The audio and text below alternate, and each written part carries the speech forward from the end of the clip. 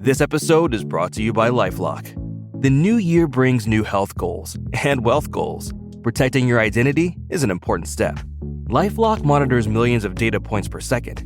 If your identity is stolen, LifeLock's restoration specialist will fix it, guaranteed or your money back. Resolve to make identity health and wealth part of your New Year's goals with LifeLock.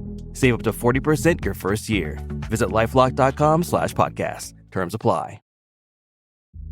Build a routine with Ollie that supports your wellness needs, like getting your daily vitamins and minerals with Ollie's multi-gummies, or keeping your mood upbeat with all the vitamin D in Hello Happy. Give your gut health some support with probiotics, and wake up feeling refreshed after taking Ollie Sleep.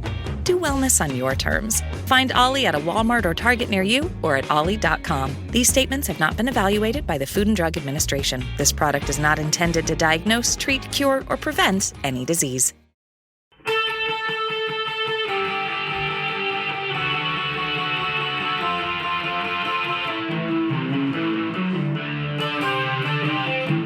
This is the Daily Blast from the New Republic, produced and presented by the DSR Network. I'm your host, Greg Sargent.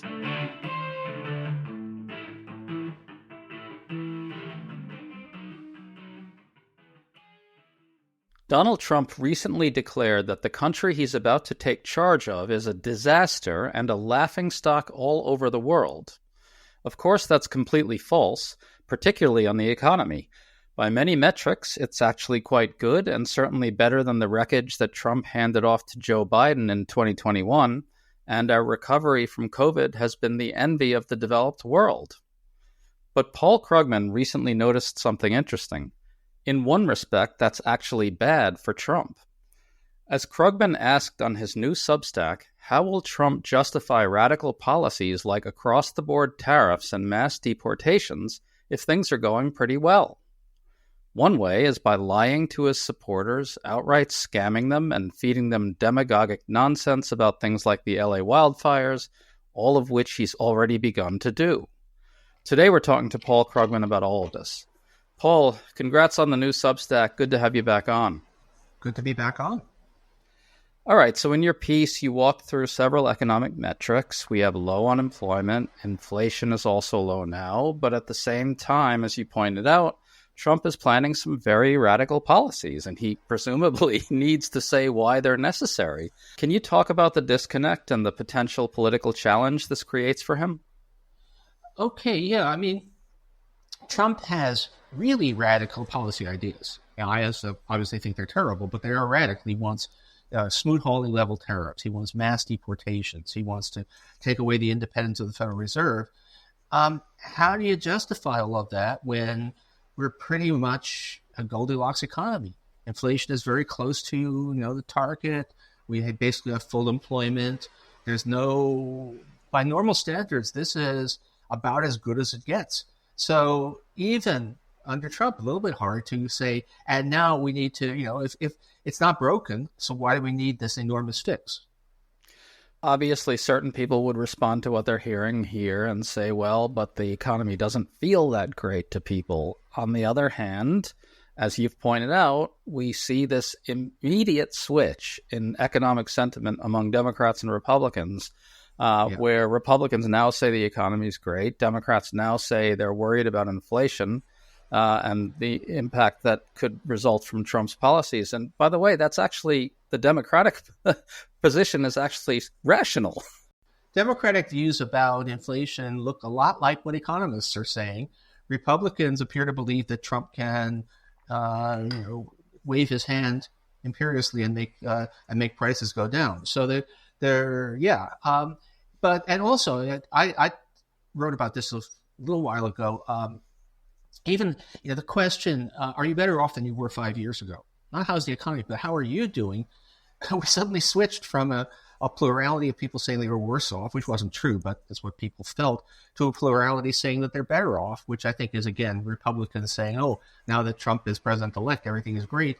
But even with all of that, how does he justify, again, doing, why change everything? Why suddenly do these, really disruptive things that he's been promising he's going to do?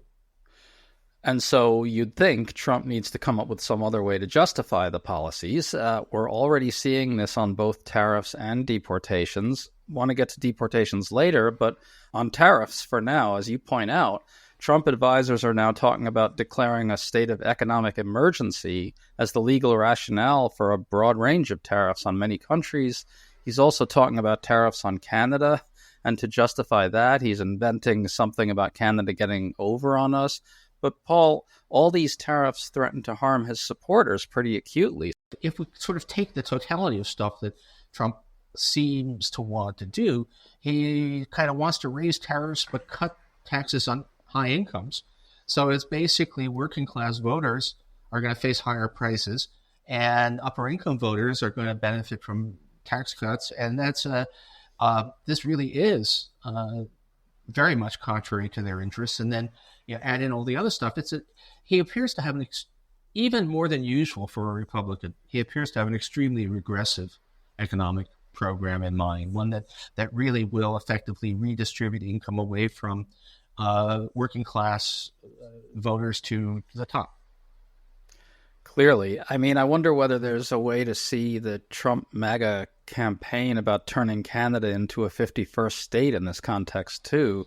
I mean, on one level, this is rank expansionist nationalism, and which should embarrass those who have tried to cast his nationalism as something benign. But on another level, is he maybe trying to turn Canada into a new enemy in the minds of his supporters to sell the tariffs? Can you talk about the sort of set of excuses he's making for the tariffs now? Yeah, I mean the biggest of he has this fixed notion that if a country sells more to us than they buy from us, then we are somehow subsidizing them, which makes no sense. But it is true that Canada runs a trade surplus with the United States. If you look at that, basically that trade surplus, it comes more than entirely from oil. So they send us oil, which is kind of like useful, and we send them IOUs. When Trump says crazy stuff, like we're going to seize Greenland or make Canada the 51st state or whatever, is this a strategic smokescreen to take people's minds off the fact that he's about to raise their cost of living? Or is it Trump just uninformed? Is he just looking at maps which make Canada and Greenland look very big and thinking, hey, that's real estate? And nobody knows. I think the idea that he has no idea what he's doing has a lot going for it. I wonder if there's a vibes-based explanation here where he's just sort of trying to say, okay, these are the people you should be hating on now, so when I smack them with tariffs, you should cheer. Yeah, although I think, maybe I'm wrong, but I think even red state America, it's really hard to get a serious hate on for Canadians of all people.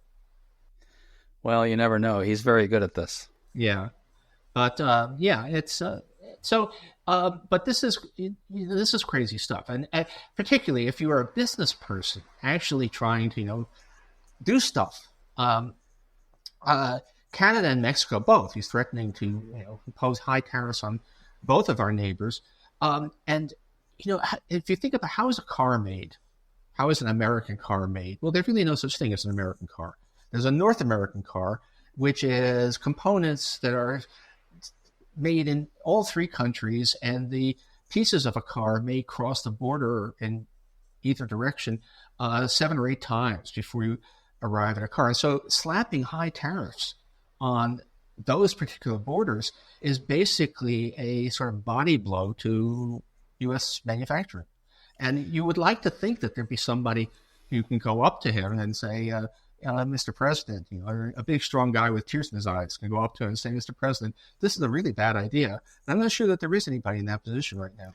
Well, it's interesting. He's actually starting to put some plutocrats in place in his cabinet now, which is kind of similar to what he did the first time around, right? Yeah, well, I mean, no one should be surprised that he's putting plutocrats in. But the question is, are they plutocrats who have enough independence of mind and enough security to stand up and tell him when he's wrong? And so far, I see no sign of that. And I mean, not in the cabinet, but Elon Musk, maybe, but Musk is there's kind of a competition as to who can sound crazier there. So I don't know that that's going to help any.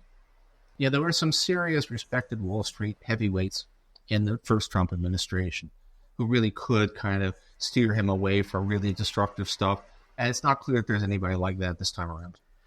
It's funny, we often talk about Trump's working class base and his working class white voter base and so forth, but there's also a fairly large MAGA contingent represented by small business people, people who operate small manufacturing concerns and so forth. He just seems to have no concern for them at all. I mean, aren't those people that type of Trump supporter? I guess the reactionary small business person, aren't those people going to get brutally scammed by tariffs here? Oh, a lot of people are going to get brutally scammed. The question is, those are his most fervent supporters. It is, in fact, probably it's the kind of the local business elite are the most fervent MAGA types out there, more so even than the working class. But that doesn't mean that Trump cares about their interests. I mean, small business people are the kind of people that he's all through his life hired as contractors and then not paid, right? I mean, so these are scamming people like that is kind of what his whole life has been around. That is certainly true. Your framework actually also helps explain why Trump falsely linked the terrorist attack in New Orleans to migrants. He's going to need to sustain a rationale for mass deportations when those really get going. I mean, if he's able to do them, and the rationale will rest pretty much on nonstop lying and disinformation about immigrants. You probably just noticed the Lake and Riley Act, which Republicans are pushing and Democrats disgracefully supported, also really designed to push the message that migrants are criminals. This is another area where his own voters will get acutely hurt by deportation. So he's already peddling them a bill of goods. Yeah, I mean, if you're an economist and you're trying to figure out if we take everything Trump said in the campaign seriously, the tariffs are really bad, but the mass deportations are much, much worse. If you just look at the economy, you ask, where do we have large numbers of, first, either undocumented immigrants or immigrants who are legally here, but in fact would probably get caught up in the sweeps? It would be agriculture, food processing, construction. Those are whole sectors that really depend upon these workers, and would be enormously disruptive, inflationary. How are we going to rebuild?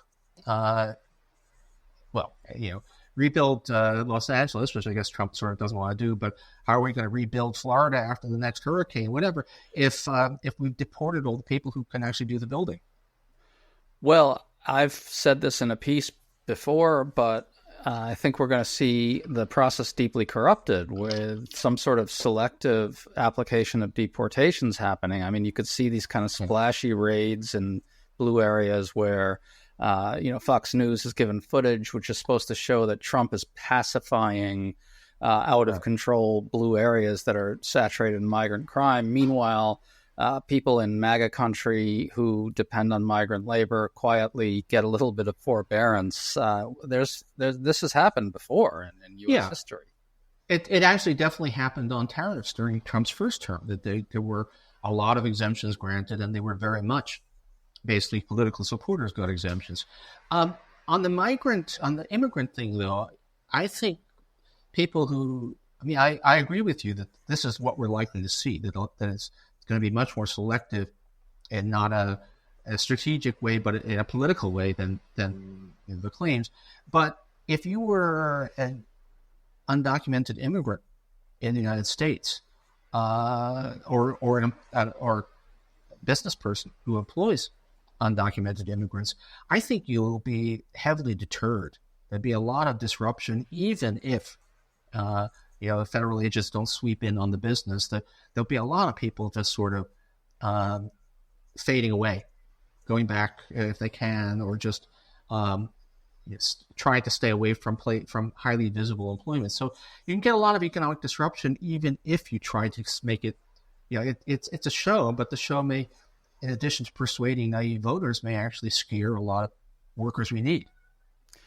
Yes, and also I think that they're going to use the government to produce a level of propaganda about quote-unquote migrant crime and other ways of blaming migrants for social problems that we can't even, anticipate yet. Oh, this is, I mean, we talk about the economy, but even worse, how do you have a national emergency over a crime wave when, in fact, homicides are very close to the lowest level since we started collecting the numbers. But they can do it, and very few of the whole migrant crime wave is non-existent, except that it's a big country, and there's always some example somewhere of an undocumented immigrant committing a murder. So you pounce on those, or you just invent, as in the case in New Orleans, a U.S. citizen born in America, but you just claim that it's an undocumented immigrant, even though that's flatly false. I think we're going to see the force of the government put behind this propaganda, too. You can see people at the agencies, pliant MAGA types, leaking information to the White House about, this or that migrant crime, which then the White House press operation pushes. Sure. And, this is a broader question. I mean, I wrote about it in Substack the other day, but maybe it seems a little abstruse, but I'm really very worried about corruption of government data. One way Trump cannot, in fact, bring grocery prices back down, but he can possibly corrupt the Bureau of Labor Statistics so that it ends up reporting that grocery prices are back down. And that's got to be, that's a standard authoritarian playbook. That always happens with authoritarian regimes. Why imagine that it won't happen here? Well, using this framework, you can see why Trump and MAGA are doing a whole festival of propaganda and hate around the LA wildfires as well. Everything is going to be geared towards creating a perpetual sense that there are crises everywhere, that the enemy within is on the march, that our outside enemies are ripping us off, that things in blue states are spinning out of control to justify all manner of radical disruptions. Do you anticipate something like this? And Paul, how should Democrats try to counter this kind of thing? Or does Trump just have magical powers over our perceptions now? We should just give up? No, I mean, we don't know what works for sure, but standing up to it, yelling at him. And among other things, a lot of what Trump says is really, aside, it's scary, but it's also ridiculous. And the most effective weapon, as far as we can tell, about dictators is, and Trump is certainly a wannabe or a partial, but against authoritarian leaders is, in fact, to ridicule them. And I think that, particularly if we have some of the, so if we have a crackdown on migrants, on criminal migrants, that is actually just a couple of show raids, Democrats should be making a big point about it. He's talks big and carries a tiny stick. Should be pointing out how little he's actually doing, and we'll see. I mean, I always think there was I think Ceausescu in Romania. His downfall came when he was giving one of those endless multi-hour communist-style speeches, and people in the audience just started laughing. I mean, that's, in some ways, we may be able to laugh Trump out of power. One hopes. Where do you see this all going in a big picture sense? How much damage do you think Trump can plausibly do to the economy? What's your sort of medium-term prognosis? Oh, yeah. I mean, there's U.S. economy is enormous. It's got a lot of an underlying dynamism, but Trump is actually striking at many of the key sources of that dynamism. I mean, foreign-born workers are a central part of our economy. This relatively open, I mean, the world, the rules that surround international trade, the rules that Trump is ripping up, they were created by America because we thought that kind of world was a better place for us to thrive. We've been pulling ahead on technology, but an administration that's extremely hostile to universities and education is not going to, that's going to undermine that source of advantage as well. So we could basically all the things that make America exceptional, and we are really exceptional, All of those things are just happen to be the things that Trump wants. Trump sort of wants to turn the clock back to 1896, and that's not good for the U.S. economy. So how do we weather that, or do we weather it? What emerges on the other side, do you think? Well, we have no idea, really, right? We haven't been here ever,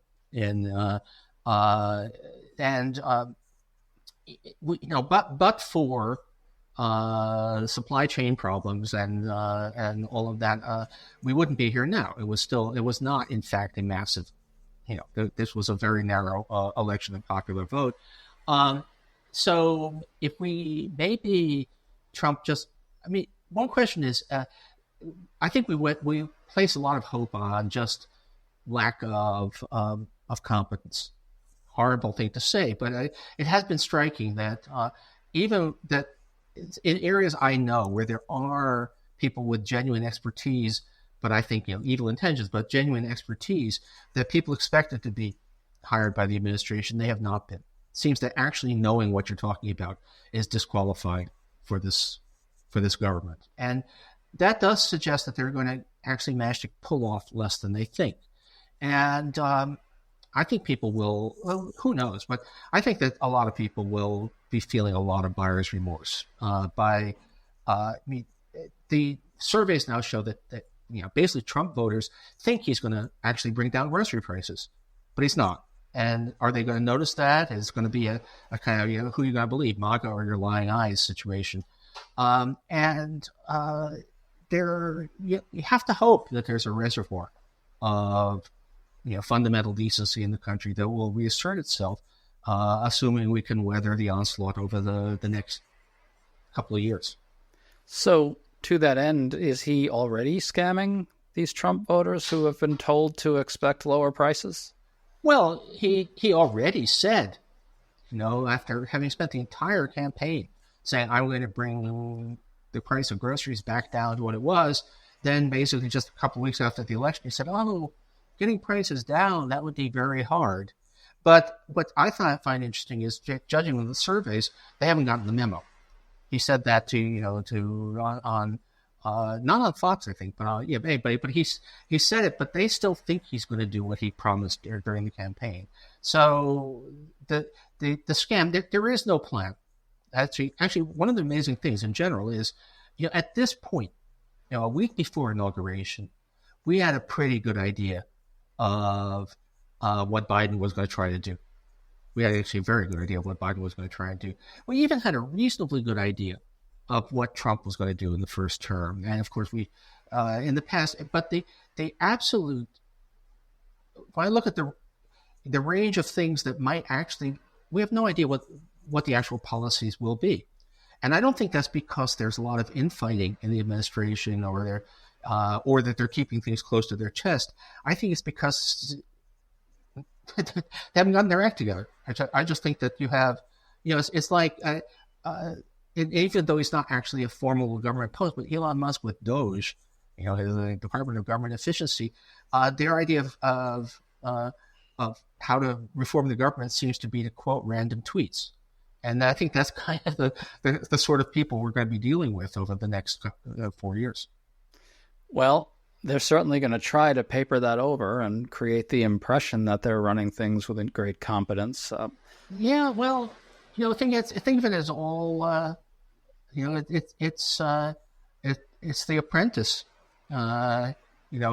which portrayed a multiply bankrupt real estate developer as a business genius, and maybe that's what we're trying to run America, the world's greatest nation, like a TV show. It certainly feels like a TV show a lot of the time, but just a really terrible one. Paul Krugman, thanks so much for coming on, man. Always great to talk to you. Great to talk to you. You've been listening to The Daily Blast with me, your host, Greg Sargent. The Daily Blast is a New Republic podcast and is produced by Riley Fessler and the DSR Network.